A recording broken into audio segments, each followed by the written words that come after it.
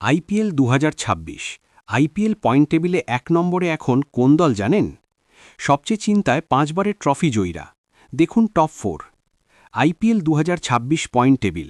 IPL ২০২৬-এ পরপর ৩টি হার। সিএসকে এখন সবচেয়ে বেশি চাপে রয়েছে।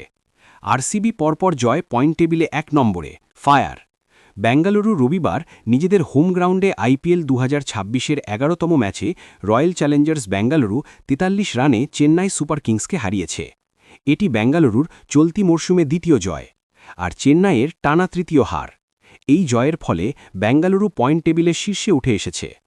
অন্যদিকে চেন্নাই সুপার কিংসের নেট রান রেট বেশ খারাপ হয়ে গেছে এবং তাদের ওপর চাপ বাড়ছে। উল্লেখযোগ্যভাবে টপ 4-এ থাকা সব দলই এখনও অপরাজিত রয়েছে। হোম গ্রাউন্ডে দুর্দান্ত জয়ের পর বেঙ্গালুরু পয়েন্ট টেবিলের ১ নম্বরে উঠে এসেছে।